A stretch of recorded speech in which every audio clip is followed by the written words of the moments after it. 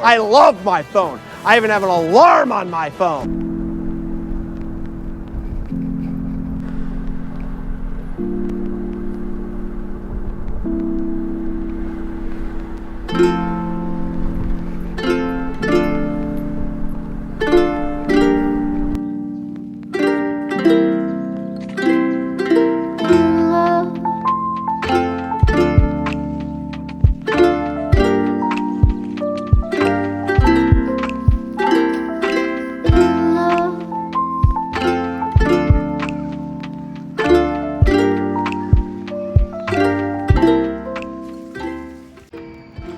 Geese. Hello, geeses. Geeses. Geese-eye. There you go. What's going on? Apologies for all the screaming kids. I think they're on their brunch break right now, which is kind of crazy because it's super cold outside.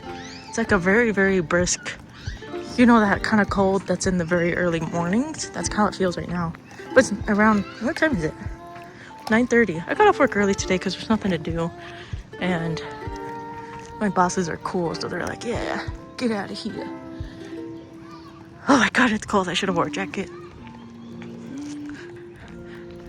Okay, so my plans for today, I want to finish the book I'm reading called In the Mouth of Madness. And for anyone who doesn't know, it's a novelization of the movie of the same name. And if you're at all a horror fan, I highly recommend watching it. It's pretty awesome. Doesn't have the greatest reviews, but it's super awesome.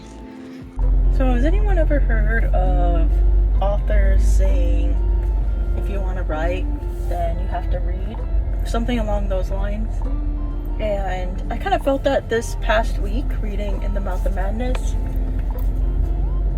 It's just like a 250-page novelization of the horror movie, and kind of during the middle of it, as things started to kind of become quick-paced and gory, it kind of got me in a bit of a writing mood to try out a horror story myself. So I think this weekend I'm gonna kind of take the notes that I've been taking this past week, and yeah, try out maybe just writing like a short story in the tone of In the Mouth of Madness, which I'm kind of like really excited about. I don't know if anyone out there who has kind of taken big long breaks from writing and then something inspires them, and they kind of get this giddy, excited feeling for just trying to put the pieces of the puzzle together of what you're thinking and all the notes that you have, or maybe even like a character description, and you just sit down and try to put it all together and make something out of it. It's kind of how I'm feeling right now. But also on the other side is that now I have to try to find a book in the same genre to kind of keep this momentum going. I don't want to overdo it and just spend like the next solid month reading these short horror books, but I definitely want to read at least one more just to learn new techniques or get inspired by a different author and the way they write things, or the way that they show horror, because it could come in, like, it's a genre that could come in many different ways. It could be like a psychological horror or a monster horror, zombies, etc. So yeah, I definitely want to try to find a book that can build off of what I'm feeling with the In the Mouth of Madness. So I have some horror books on my shelf that is that are not Stephen King. They are different authors, because I know Stephen King is kind of like the king of horror, but he's not like pulpy horror. It's more like drawn out, grounded horror that has a very specific symbolism to it sometimes, and very specific tone. I will say one of my favorite books of his, since we're on the topic of Stephen King, Needful Things. I've only read it once, and I've seen the movie quite a few times, but when I read it, filled me with so much anxiety flipping, because it's a different character pretty much every other chapter. And it just he does it. I don't know what I'm trying to say. I just know that the anxiety, the buildup of everything in that book is pretty perfect, and it's probably a masterclass on how to build anxiety within a book. And you kind of know what the outcome is going to be. You just don't know the specifics of it and kind of when it's going to happen. You just know that something is going to happen, and in that book, when everything kind of just happens in a matter of like, I don't know, like 50 pages or so, it's a weird, satisfying but heartbreaking feeling in that book. Reading those last few chapters or so. Maybe I'll do a reading vlog on that, because that really is one of my, I would say, Needful Things, and 11/22/63 is another, are probably my two top King books. And then The Mist, of course. It's a little novella, maybe like 150 pages or so, because the movie is probably in my top 5 horror movies ever. And I read the novella. There's quite a few differences to the book, but the frustration, the terror, the anxiety I felt watching The Mist for the first time, I felt it in kind of different ways when reading the novella for the first time. So those 3 King books I definitely recommend if you've never read anything of his. Needful Things, probably the very first thing that you should read of his, because his writing in that book is pretty A+. I had to grade it.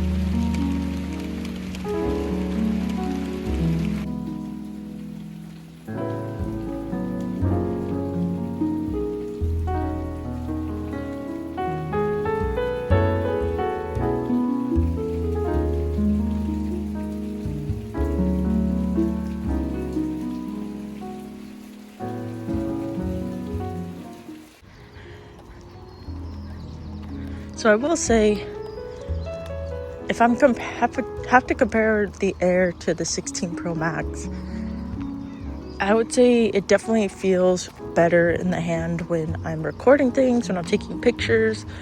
With the 16 Pro Max, it almost always falls out of my hand when I'm recording or trying to just stay still for just like a few seconds, trying to take a good picture or something. But now, because it's so slim, I'm able to get a lot better grasp on the phone.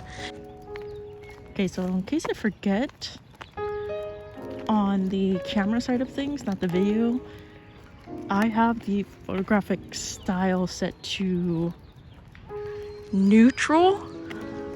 I tried natural and everything just still came out super warm.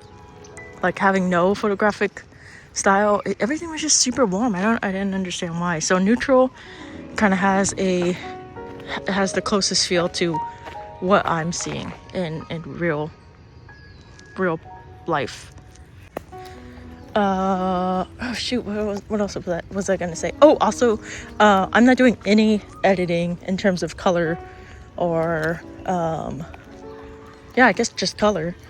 I'm just using the basic camera app. That's it. I don't want to do any third-party editing, yeah, and all that, because that's not really a good indicator of whether a phone's camera is good or not.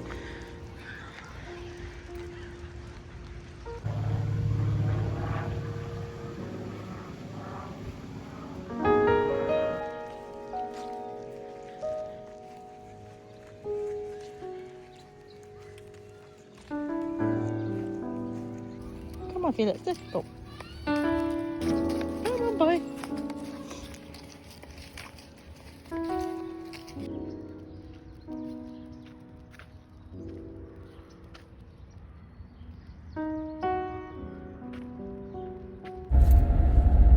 So I finished my book, In the Mouth of Madness, a few days ago, but I don't know if this happens to anyone else, but when you read a really good book of a certain genre, does it make you kind of want to read more of that certain genre?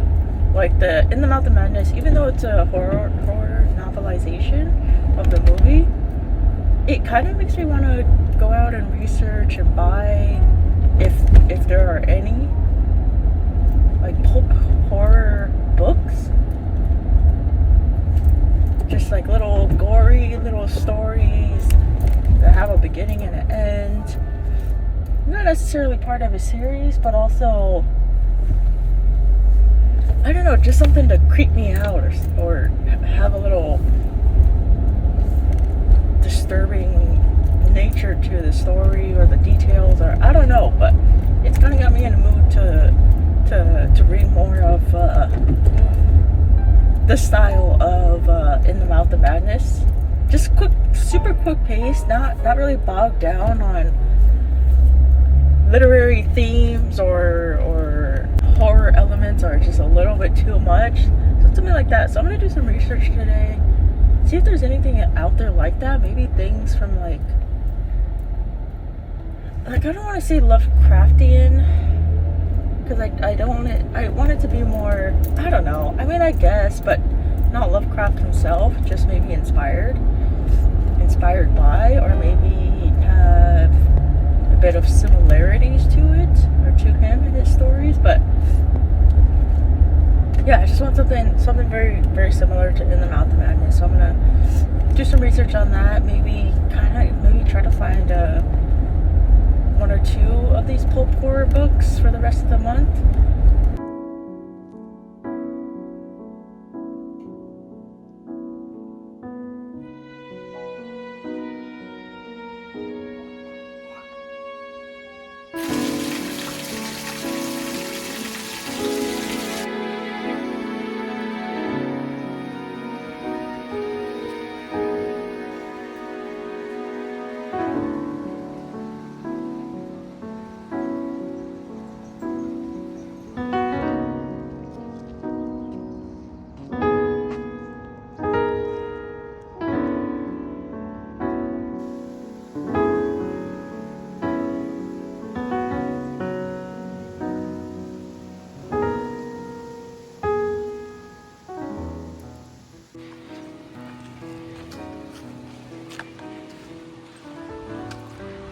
Come over here, Draco. Felix. So in terms of the camera quality, I'll let the rest of the video speak for itself, because everything is filmed or the pictures taken with this iPhone Air. So it's up to you guys if you think the camera quality is worth the $1,000 or not, if you're better off with the pros. I will say I found myself kind of missing the ultra wide a little bit, and also sometimes the telephoto, but again, it's not a deal breaker for me. But then also, like I said, don't compromise if you're paying $1,000 for something.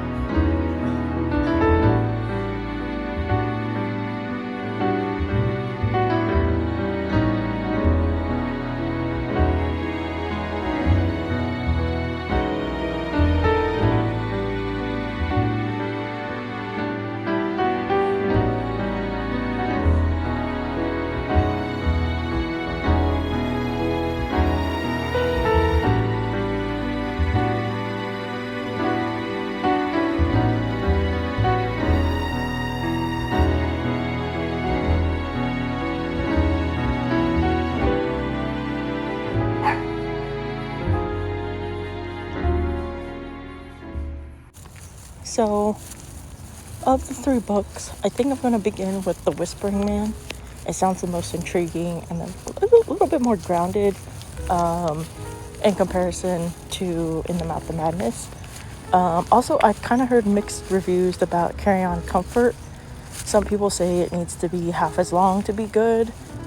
Other people say there's just like an abundance of unnecessary sexual gore and just shock value violence, and that's not really something I want to dive into right now, especially for an 800 page book. Oh, actually, can I throw your poop away, please? The last one is The Great and Secret Show by Clive Barker. I actually might research his other books because I know for sure he has his own book universe of the Hellraiser universe movies, and I would love to kind of dive into that just to see kind of like the missing details or the missing lore within the series and the movies that I love so much. And I don't know, I might do that. I might read The Whispering Man and then see how I feel after that, if I want to dive into another horror book, specifically Clive Barker's. I don't think it's called Hellraiser. I think it's called something else. His books on that character and that world. Or, I mean, I assume it'll be maybe the first week in November by the time I finish The Whispering Man. So maybe I might dive into a different book just to kind of get out of the horror feel of everything and prepare for the holidays, because already I'm listening to Christmas music. I'm probably one of like 3 people on planet Earth that listen to Christmas music in October. And yeah, I kind of can't wait until the holidays, just kind of have a pick-me-up for, you know, how the world is as of now. So I think that's my plan going forward in terms of horror books. I'm gonna definitely check out that Hellraiser series and maybe just check out other books too. See, maybe go to a bookstore, see what like 250 page or less or around that length horror books are out there. I don't know, but I'm going to end my I'm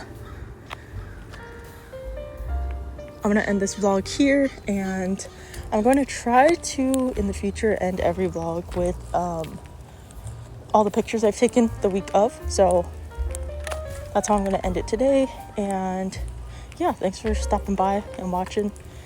And yeah, if you have any questions about the iPhone Air or In the Mouth of Madness, or have new recommendations for horror books, definitely let me know. I am interested in talking about all of those things.